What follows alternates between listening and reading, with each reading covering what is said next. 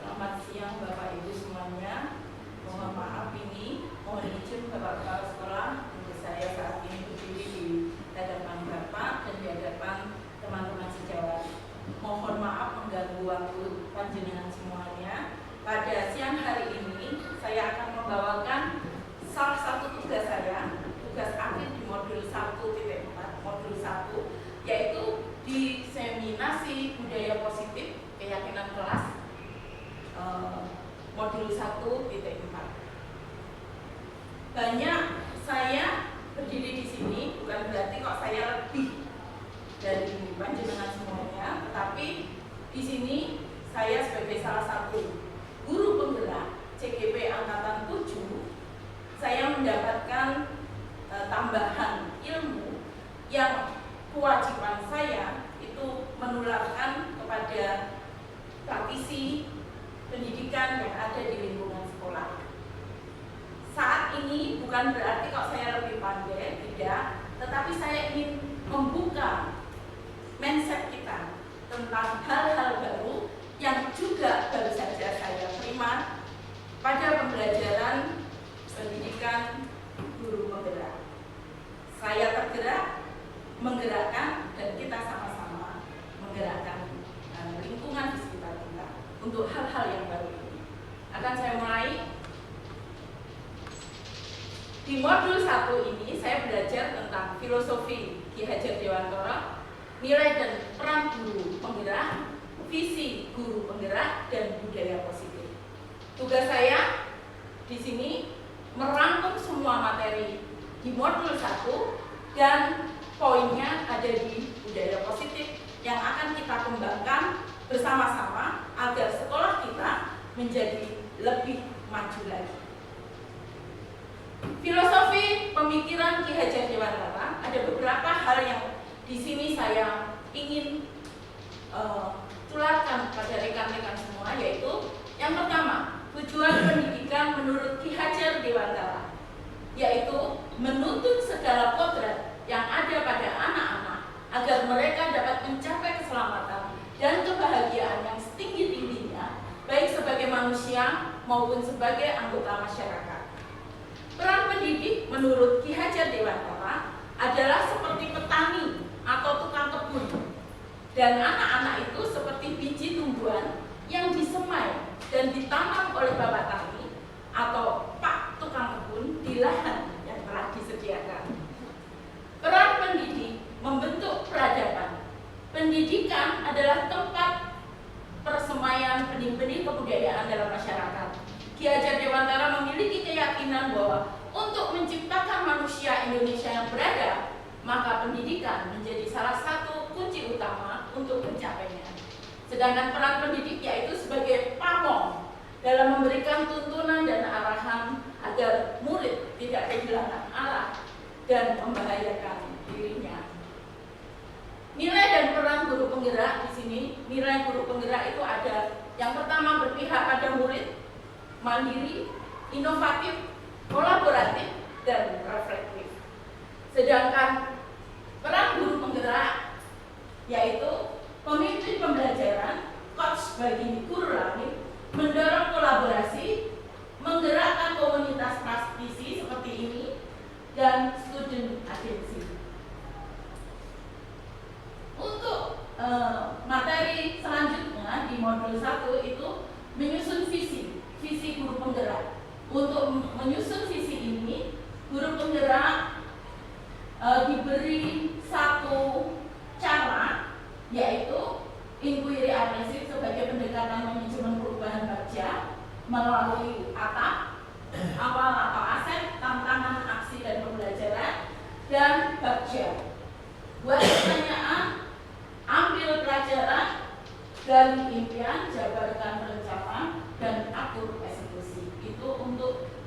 menyusun sebuah visi guru penggerak.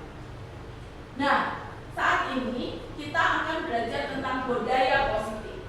Sebenarnya sekolahan kita sudah memberikan hal itu di dalam kegiatan kita sehari-hari. Seperti di sini ada upacara bendera, ada kebudayaan yaitu karawitan di ekstrakurikuler kita, sholat berjamaah itu juga merupakan budaya positif yang baik yang sudah berkembang di lingkungan sekolah kita.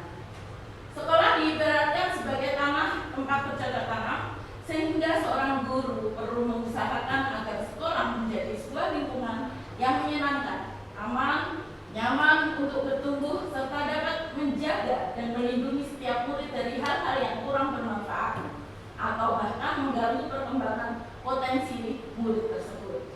Salah satu tanggung jawab seorang guru adalah bagaimana menciptakan suatu lingkungan positif yang terdiri dari warga sekolah yang saling mendukung, saling belajar, saling bekerja sama, sehingga tercipta kebiasaan-kebiasaan baik. Dari kebiasaan-kebiasaan baik akan tumbuh menjadi karakter baik warga sekolah, dan pada akhirnya karakter-karakter dari kebiasaan-kebiasaan baik akan membentuk suatu budaya positif.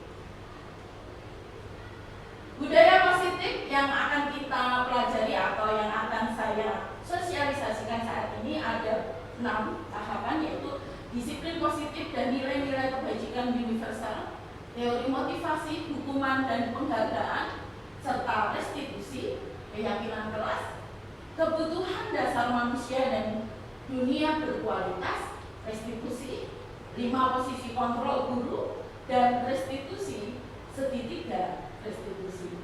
Apakah itu? Kita akan bahas satu persatu. Pada saat ini saya ingin bermain-main. Kita cari pasangan masing-masing.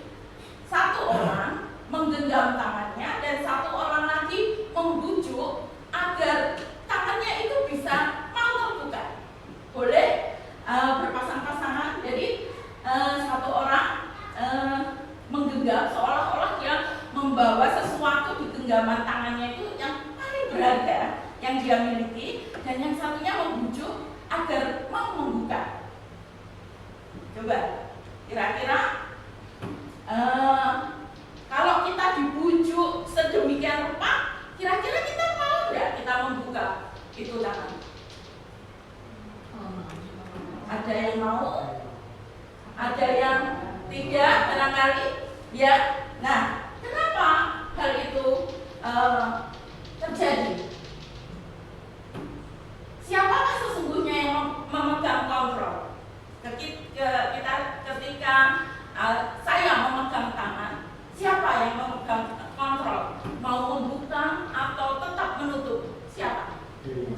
Kita sendiri ya. Jadi kita sendiri, meskipun kita dibujuk sedemikian rupa, kalau kita tidak mau buka, kita pasti tidak akan membuka tangan kita. Betul tidak?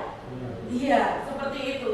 Nah, dari cerita ini ada paradigma baru yang perlu kita buka, bahwa menurut psikiater dan pendidikan Dr. William Glasser dalam kontrol teori yang kemudian hari berkembang dan dinamakan choice theory, meluruskan beberapa miskonsepsi tentang makna kontrol. Yang pertama, ilusi guru mengontrol murid. Pada dasarnya, kita tidak dapat memaksakan murid untuk berbuat sesuatu jika murid tersebut memilih untuk tidak melakukannya. Walaupun tampaknya guru sedang mengontrol perilaku murid, hal demikian terjadi karena murid sedang mengizinkan dirinya dikontrol. Seperti saat tadi, kalau kita misalkan, ini loh, tak buka, kan dari pribadi orang yang menggenggam itu tadi. Ya. Saat itu bentuk kontrol guru menjadi kebutuhan dasar yang dipilih murid. Nah, di sini kebutuhan dasar yang dipilih murid tersebut. Teori kontrol menyatakan bahwa semua perilaku memiliki tujuan, bahkan terhadap perilaku yang tidak disukai. naik. Jadi rekan-rekan guru, ternyata kita berilusi saja ketika kita anak didik kita kemungkinan manut kita, ternyata itu cuma ilusi. Tapi sebenarnya kontrol itu ternyata pada anak itu sendiri. Ilusi bahwa semua penguatan positif efektif dan bermanfaat. Penguatan positif atau bujukan adalah bentuk-bentuk kontrol. Segala usaha untuk mempengaruhi murid agar mengulangi suatu perilaku tertentu adalah suatu usaha untuk mengontrol murid tersebut. Dalam jangka waktu tertentu, kemungkinan murid tersebut akan menyadarinya dan mencoba untuk menolak bujukan kita, atau bisa jadi murid tersebut menjadi tergantung pada pendapat sang guru untuk berusaha. Dan yang ketiga, ilusi bahwa kritik dan membuat orang merasa bersalah dapat menguatkan karakter. Nyindir, ya. Seringkali kita tanpa sadar melakukan hal itu pada siswa kita. Ternyata hal itu ilusi bahwa kita bisa mengontrol anak didik kita. Menggunakan kritikan atau rasa bersalah untuk mengontrol murid menuju pada identitas gagal.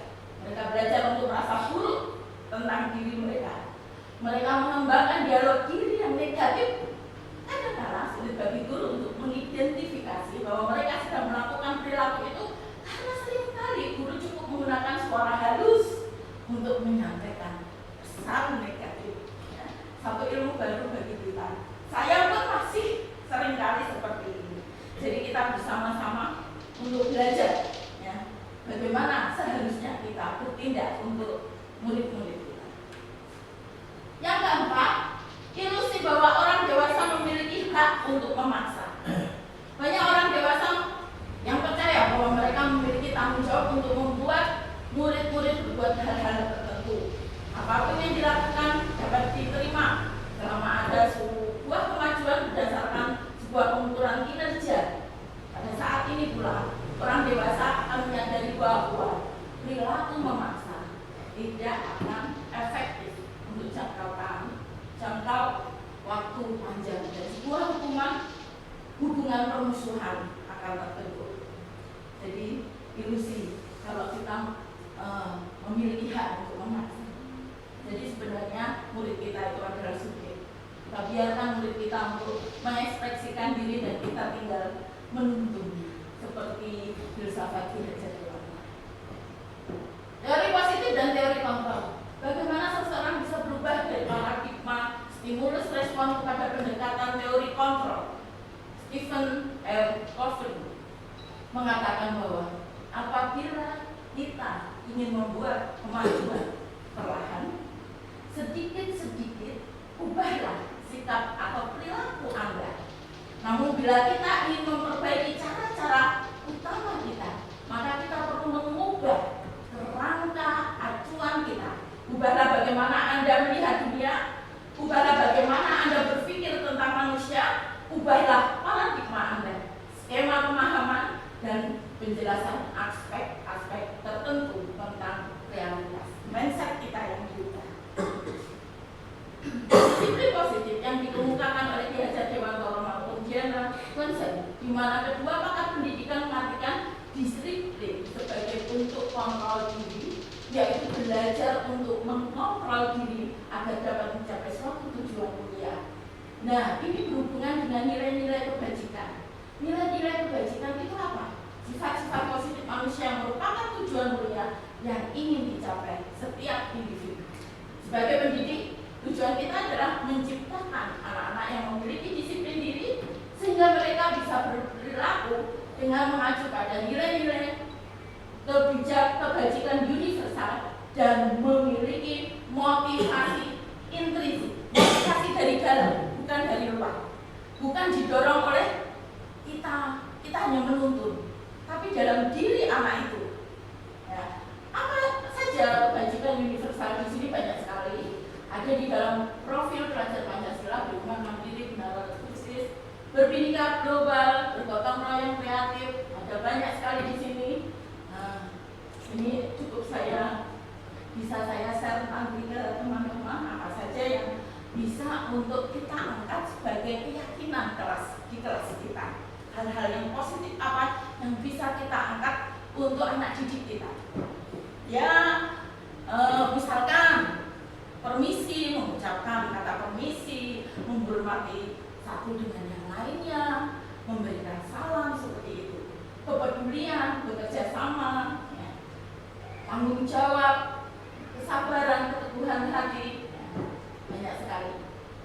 Sekarang memasuki bahasan yang kedua, yaitu tentang teori motivasi, hukuman dan penghargaan, restitusi. Dulu sebelum saya belajar budaya positif ini, saya seringkali gini, anak-anak dibeli reward. Ternyata reward sama hukuman itu sama-sama menghancurkan potensi anak. Jadi dari teori-teori profesor-profesor yang di sini sudah belajar banyak hal, ternyata penghargaan itu juga tidak efektif, karena itu akan menimbulkan ketergantungan bukan keluar dari diri anak itu sendiri. Jadi seseorang melakukan suatu tindakan itu dilatar belakangi oleh sebuah motivasi. Motivasi itu ada 3, yaitu 1, menghindari ketidaknyamanan atau hukuman, mendapatkan imbalan atau penghargaan dari orang lain, dan menjadi orang yang mereka inginkan, menghargai diri sendiri dengan nilai-nilai yang mereka percaya. Dan disiplin positif yang akan kita pelajari di sini, kita mengharapkan anak didik kita menjadi orang yang mereka inginkan dan menghargai diri mereka sendiri dengan nilai-nilai mereka yang mereka percaya. Itulah tujuan disiplin positif yang ingin kita tanamkan pada siswa-siswa kita. Karena kalau timbul dari diri sendiri akan tidak mudah itu hilang. Jadi meskipun dia bertambah usia tidak akan hilang. Tetapi kalau dari orang lain, barangkali tadi misalkan dengan iming-iming penghargaan dan lain sebagainya, kalau penghargaan itu hilang akan kembali lagi, ya tindakannya, karakternya akan kembali seperti semula. Tapi kalau dari dalam diri anak-anak itu sendiri, maka itu akan terbentuk suatu hal yang baik dari anak itu. Dan itulah yang diharapkan saat ini kita membawa anak didik kita menjadi anak yang merdeka, anak yang mampu mengembangkan diri sendiri dengan hal yang baik yang muncul dari dalam dirinya sendiri. Tindakan terhadap suatu pelanggaran pada umumnya berbentuk hukuman atau konsekuensi. Nah, program disiplin positif yang dinamakan restitusi. Nah, saat ini dari CGP yang kami pelajari dalam PGP itu mengembangkan suatu disiplin positif yang namanya restitusi. Apa itu restitusi? Restitusi itu adalah suatu proses menciptakan kondisi bagi murid untuk memperbaiki kesalahan mereka sehingga mereka bisa kembali pada kelompok mereka dengan karakter yang lebih kuat. Karakter yang lebih kuat di sini dimaksudkan karakter yang lebih baik. Restitusi juga merupakan suatu proses kolaboratif yang mengajarkan murid untuk mencari solusi untuk masalah mereka dan membantu murid berpikir tentang orang seperti apa yang mereka inginkan dan bagaimana mereka harus memperlakukan orang lain. Nah, ini hukuman. Kalau hukuman itu biasanya bersifat tidak terencana atau tiba-tiba. Anak atau murid tidak tahu apa yang akan terjadi dan tidak dilibatkan. Hukuman bersifat satu arah dari pihak guru yang memberikan, dan murid hanya menerima suatu hukuman tanpa melalui suatu kesepakatan atau pengarahan dari pihak guru. Lain sebelum atau sesudahnya hukumannya diberikan bisa berupa fisik maupun psikis. Murid atau anak disakiti oleh suatu perbuatan atau kata-kata, sementara disiplin dalam bentuk konsekuensi sudah terencana ataupun sudah disepakati, sudah dibahas antara murid dan guru, sudah disetujui. Umumnya bentuk-bentuk konsekuensi dibuat oleh pihak guru, sekolah, dan murid tetap dibuat tidak nyaman untuk jangka waktu pendek. Konsekuensi biasanya diberikan berdasarkan suatu data yang umumnya dapat diukur, misalkan 3 kali tugasnya tidak diselesaikan pada batas waktu yang diberikan oleh murid melakukan kegiatan di luar pembelajaran, misalkan ngobrol, maka murid tersebut kehilangan waktu bermain, harus menyelesaikan tugas karena ketertinggalannya peraturan dan konsekuensi yang mengikuti ini sudah diketahui sebelumnya oleh murid. Jika guru di sini senantiasa memonitor murid. Nah, saya di sini ada angket. Kita akan bahas bersama-sama apakah ini hukuman atau konsekuensi. Kita bahas bersama.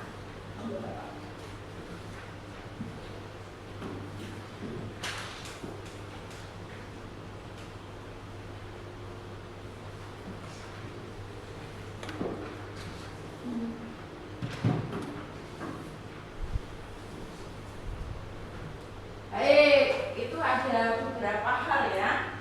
Nah, untuk yang nomor 1,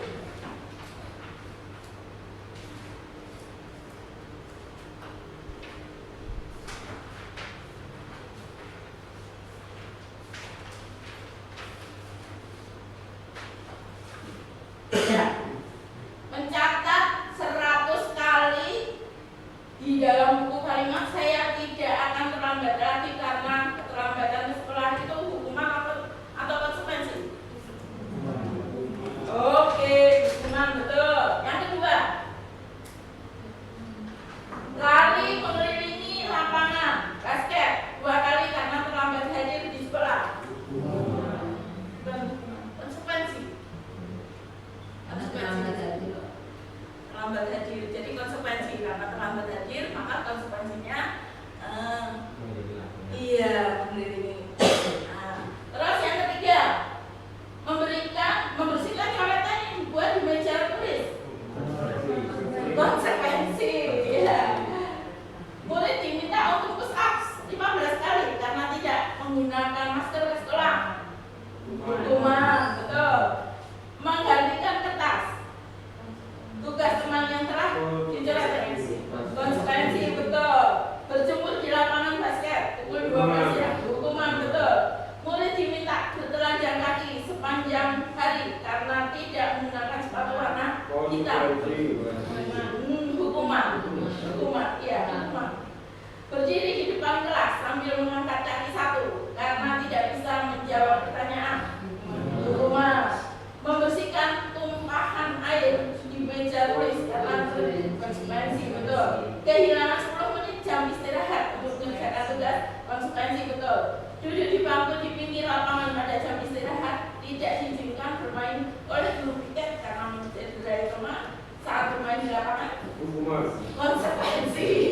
Konsekuensi ya. Jadi dia melakukan sesuatu hal, konsekuensinya itu. Terlambat hadir di pembelajaran dari 15 menit dan diminta untuk tinggal 15 menit sesudah kelas usai membahas ketertinggalan pelajaran. Lari, hukuman, betul, hukuman. Lari mengelilingi lapangan basket, hukuman. Membersihkan WC karena memecahkan pensil, hukuman. Ya.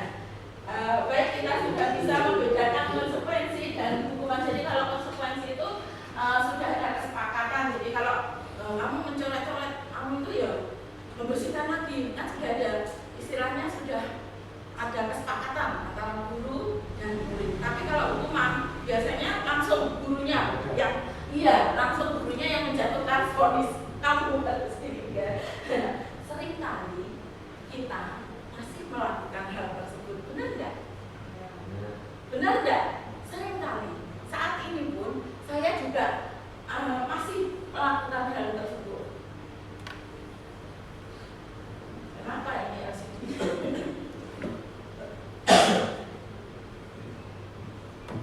LCD-nya macet.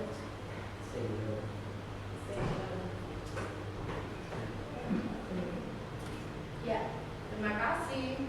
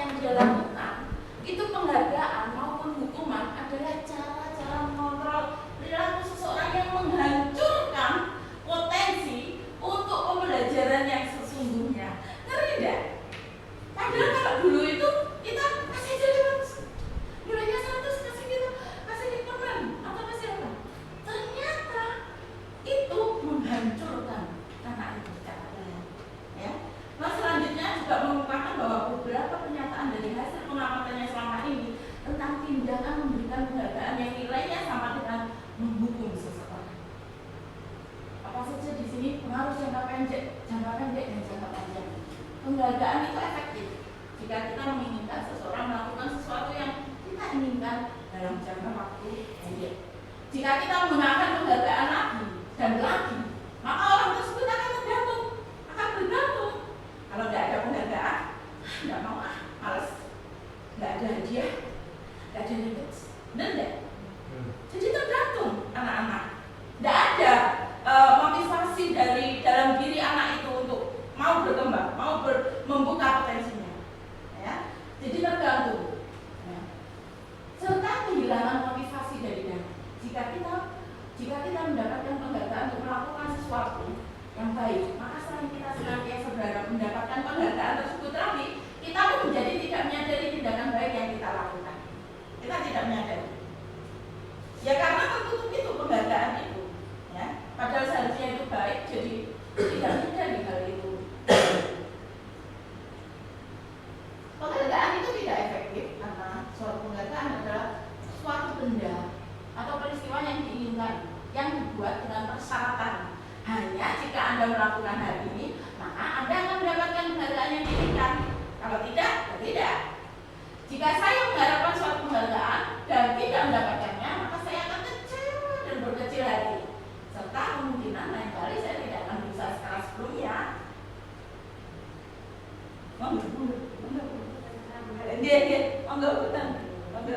Selamat datang dari tidak terlambat aku. Masih banyak ini. Orang yang berusaha berhenti merokok atau orang yang berusaha diet menguruskan badan bila diberikan penghargaan hampir pasti tidak berhasil. Tapi kalau di dalam diri, aku mau berhenti merokok, aku mau menguruskan badan agar sehat, akan berhasil. Ya, seperti itu. Penghargaan merusak hubungan. Maksudnya, ketika seseorang diberi penghargaan atau dipuji di depan orang banyak, maka yang lain akan merasa iri dan sebagian dari mereka akan tidak menyukai orang yang diberikan penghargaan tersebut. Iri ya, menimbulkan rasa iri. Jika seseorang guru sering memberikan penghargaan pada murid-muridnya, besar kemungkinan murid-muridnya termotivasi hanya untuk menyenangkan guru. Mereka tidak akan bersikap jujur kepada guru tersebut. Penghargaan menciptakan persaingan di dalam kelas dan persaingan menciptakan kecemasan. Mereka yang percaya bahwa mereka tidak memiliki kesempatan untuk mendapatkan penghargaan akan berhenti mencoba. Paling aku kalah, seperti itu. Paling aku kalah dengan mereka yang sering mendapat penghargaan seperti itu, sehingga akan memupus, ya, memupus motivasi dari dalam mereka sendiri. Penghargaan mengurangi ketepatan. Di sini riset 1, riset 2, dan hasilnya anak-anak yang mendapat permen jawabannya banyak yang tidak tepat dibandingkan anaknya hanya diberitahu jawabannya yang benar. Penghargaan menurunkan kualitas. Pengamatan dilakukan pada sekelompok mahasiswi yang sedang kerja praktek di sebuah surat kabar universitas. Saat itu mereka sedang belajar menuliskan sebuah artikel tentang sebuah judul berita utama. Seiring waktu, mahasiswa tersebut semakin mampu bekerja dengan cepat. Kemudian ada beberapa mahasiswi yang dibayar untuk setiap judul berita utama yang mereka mampu hasilkan. Dan setelah beberapa lama, mahasiswa yang dibayar ini hasil kerjanya berhenti berkembang. Mereka tidak menerima bayaran terus berupaya merasa dirinya menjadi lebih baik. Jadi bayaran itu malah menumpulkan potensi mereka. Ya, seperti itu. Jadi penghargaan itu menurunkan kualitas. Beda dengan kalau motivasi itu ada di dalam diri mereka sendiri. Penghargaan mematikan kreativitas. Ya. Di sini juga ada banyak. Jadi hadiah, mereka hanya memandang hadiah atau penghargaan itu. Ya. Kreativitas murid-murid itu menjadi berkurang dibandingkan bila mana tidak ada hadiahnya seharusnya. Jadi anak-anak boleh mereka akan berusaha semaksimal mungkin. Penghargaan menghukum. Penghargaan itu menghukum mereka yang tidak mendapatkan penghargaan. Misalkan dalam sistem ranking, ya. Makanya angka 13 dan saat ini tidak ada ranking. Itu Jadi ada rasa apa ya? Aku kok bijiku jelek, itu jelek. Nah, seperti malah menghukum anak tersebut. Dan ini tidak baik. Makanya itu sudah tidak ada lagi. Motivasi dari dalam diri atau intrinsik. Nah, inilah yang kita ingin wujudkan pada anak-anak kita. Tanpa ada penghargaan, tanpa ada hal-hal apa. Jadi ketika memang anak itu berbuat seperti tadi, anak-anak kita pertama kali tampil sebagai petugas upacara, mereka berusaha semaksimal mungkin. Kita tidak perlu ngiming-ngiming, kita kayak hadiah, kita jajannya apa tidak perlu. Tapi mereka muncul dari dalam diri, meskipun mereka saat pertama mau tampil, takut kalau salah bu. Tapi begitu motivasi dalam diri mereka kuat, saya harus memberikan yang terbaik. Akhirnya mereka juga melakukannya dengan baik. Jadi penghargaan itu sebenarnya tidak perlu untuk kita berikan. Penghargaan pada seorang anak pada saat dia sedang merasa bangga dengan pencapaiannya sendiri, maka kita itu berarti mengambil kegembiraan anak itu. Tapi kalau tadi mereka berhasil kita beri selamat, senang sekali mereka. Karena apa? Memang motivasi dalam diri mereka untuk mereka bisa memberikan yang terbaik, tampil yang terbaik. Seperti itu kita bisa lihat di anak-anak kita. Beda kalau kita ingin dengan hadiah, pasti beda. Keyakinan kelas. Nah, kita akan belajar tentang keyakinan kelas yang kita akan mulai di dalam kelas kita masing-masing. Bagaimana kita kalau zaman dulu itu peraturan ya. Kenapa kok tidak peraturan? Karena peraturan itu yaitu dari luar, bukan dari dalam diri siswa itu. Kalau keyakinan kelas dan ini loh, keyakinan itu kayak sesuatu hal yang yang mengikat ya dari dalam diri kita. Misalkan agama itu, keyakinan kan mengikat hati kita. Nah, seperti itu juga keyakinan dalam kita libatkan murid kita. Keyakinan kelas apa yang ditumbuhkan di kelas ini? Misalkan menjaga kebersihan kelas. Ya, menjaga kebersihan kelas. Kalau misalkan anak-anak lihat ada tercecer sampah, pasti anak-anak akan ambil dan pungut. Itu pembiasaan-pembiasaan seperti itu yang kita perlu tanamkan di dalam anak-anak didik kita melalui keyakinan kelas, yaitu nilai-nilai keselamatan atau kesehatan. Inilah yang kita sebut keyakinan, yaitu nilai-nilai kebajikan universal yang tadi, yang awal tadi, boleh kita yang sederhana dulu aja untuk. Nah, nanti kita saya mohon bantuan rekan-rekan untuk di dalam kelas.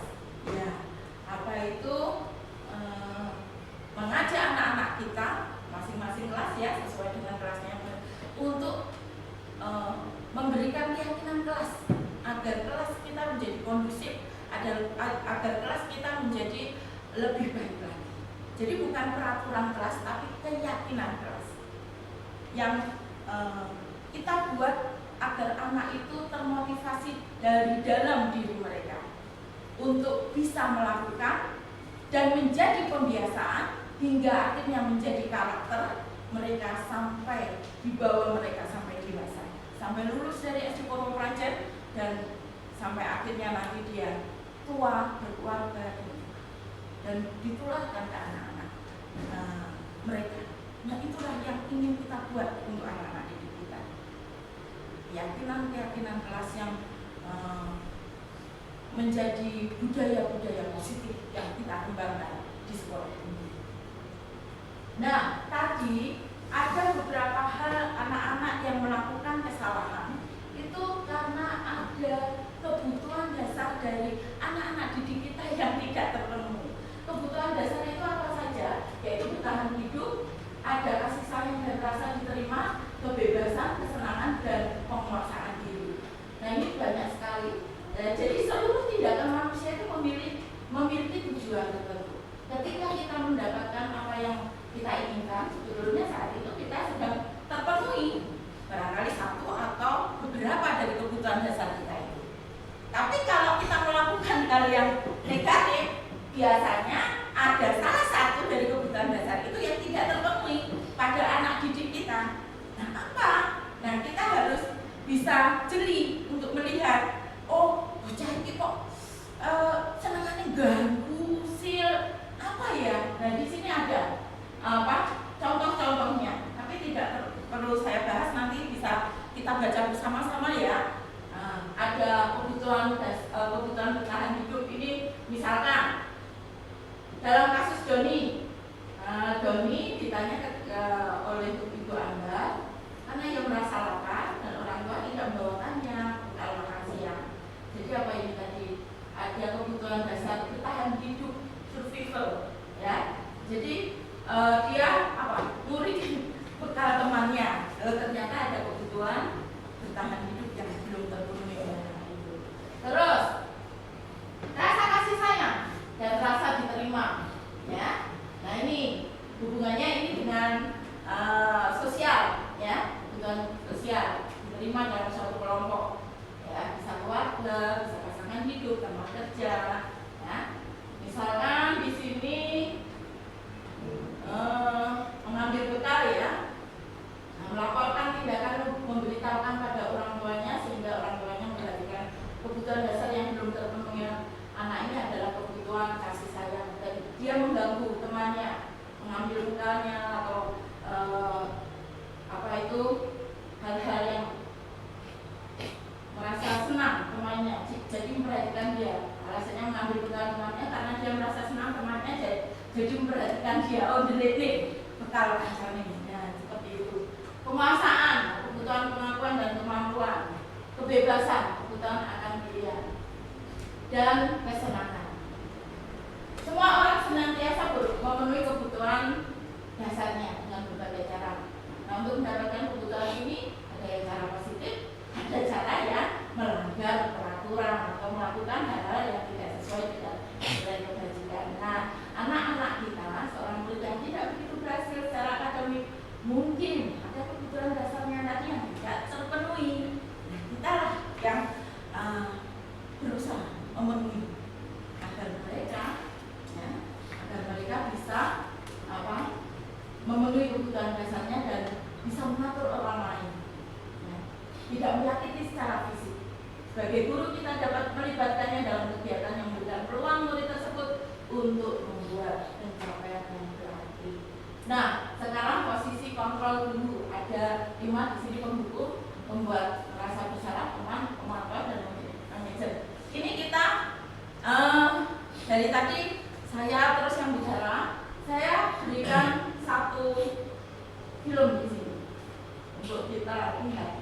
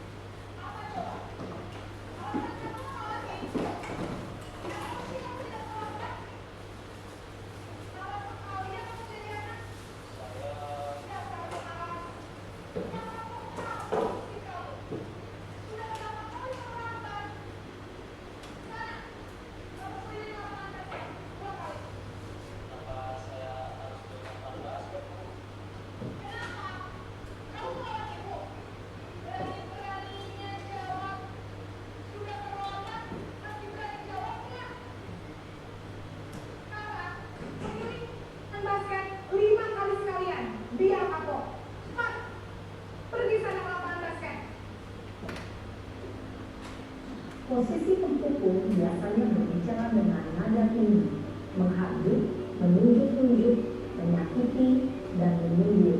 Hukuman bisa berupa fisik maupun psikis. Ibu dan bapak guru hebat. Dampak yang terjadi pada murid ketika guru berada pada posisi pemukul adalah murid cenderung akan memberontak, bahkan menyimpan dendam.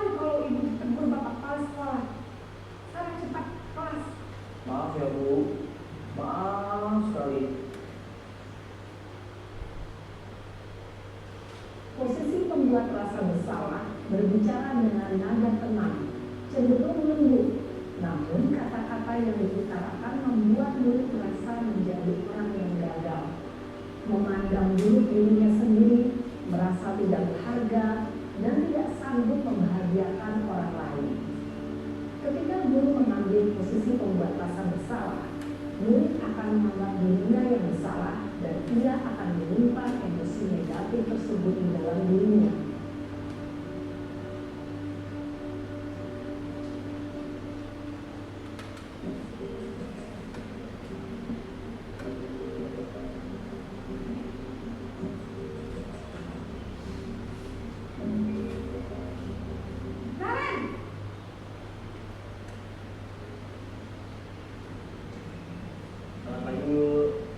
Wah, sudah jam berapa ini, Nak?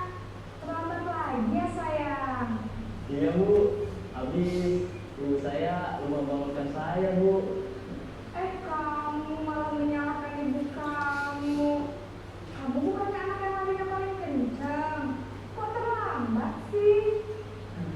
Iya, Bu. Saya memang terlambat bangun tadi. Jadi, biarpun saya lagi kencang, tetap gak kekejar, Bu. Ya sudah sana.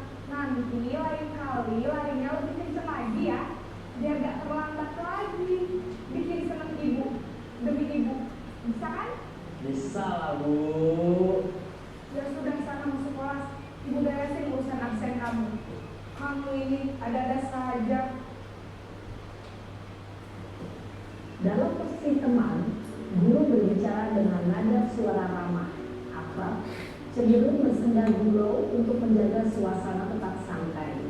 Murid akan merasa senang, aman, dan akrab dengan guru. Identitas yang tercipta adalah identitas sukses atau berhasil.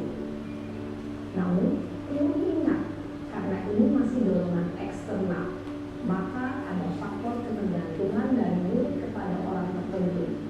Di sini, guru absennya, sehingga di lain waktu, murid bisa berperilaku baik, namun hanya kepada orang-orang tertentu saja.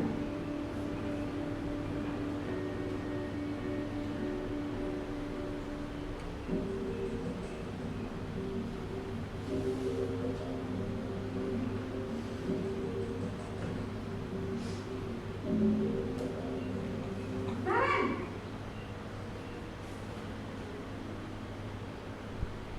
Selamat pagi, Bu. Naren, apa peraturan sekolah kita tentang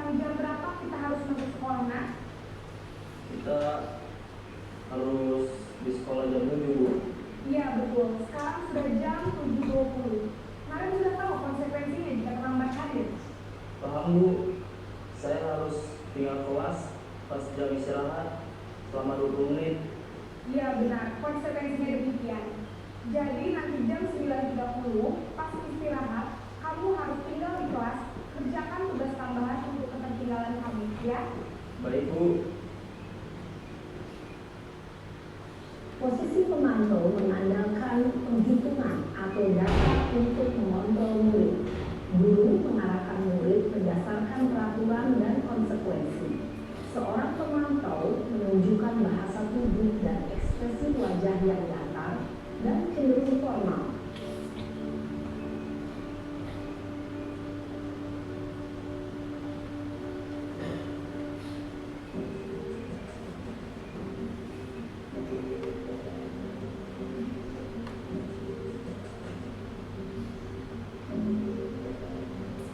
Naren!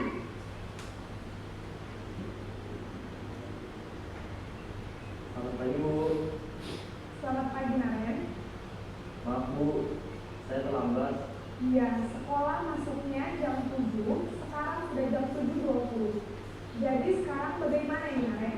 Maaf Bu, saya lupa setel alarm saya semalam.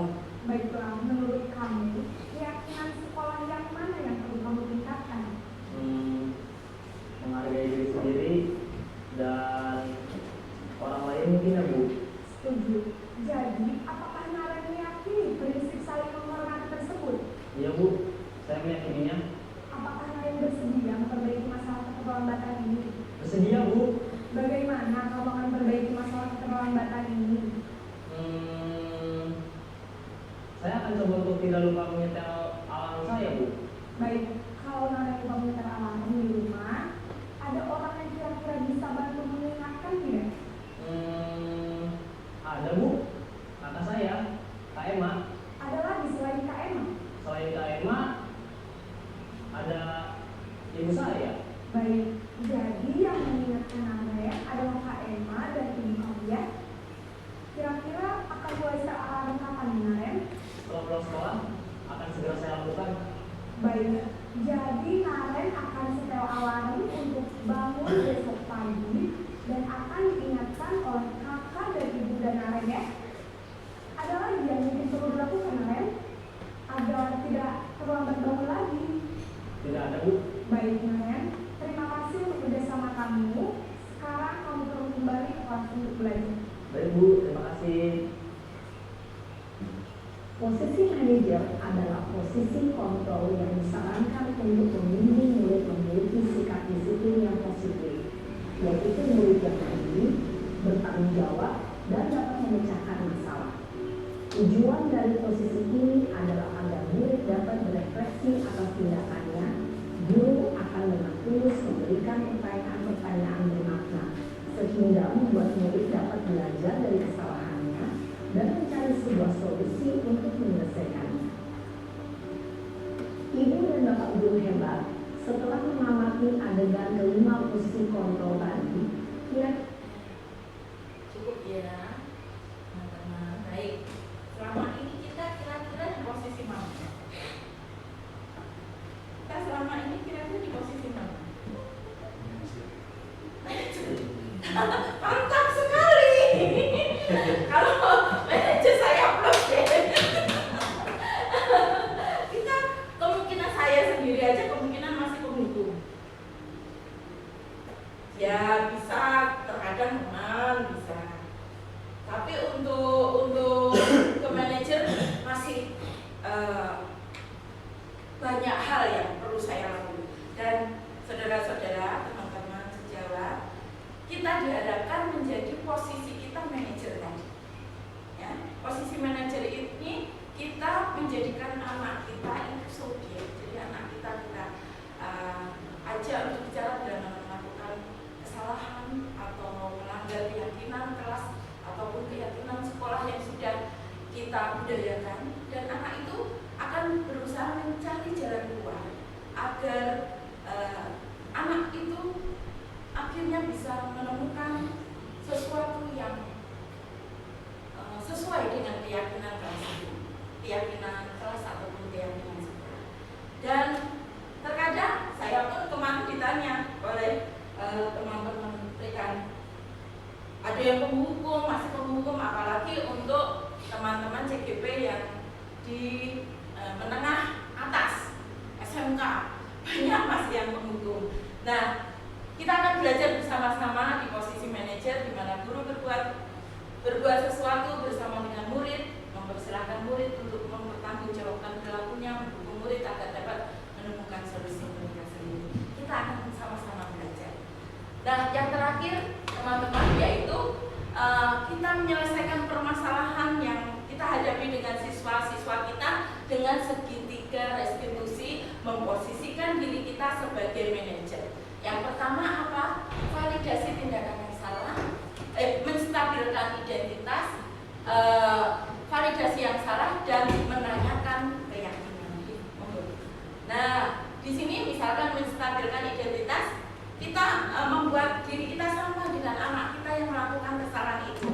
Kita juga pernah kok melakukan, guru juga pernah kok melakukan kesalahan seperti itu. Jadi semua manusia pasti pernah melakukan. Jadi menyamakan posisinya. Setelah itu kita akan mengapa alasannya kok melakukan itu. Jadi seringkali kita langsung ngejudge anak itu, mas kamu itu sudah keluar. Nah, jadi kita akan sama-sama belajar untuk menyelesaikan setiap permasalahan yang dihadapi oleh anak-anak kita dengan segitiga restitusi, yaitu menstabilkan identitas, validasi tindakan, dan menanyakan keyakinan apa yang dipertegas di dalam tindakan yang dilakukan oleh anak-anak didik kita. Nah, demikian presentasi yang bisa saya berikan.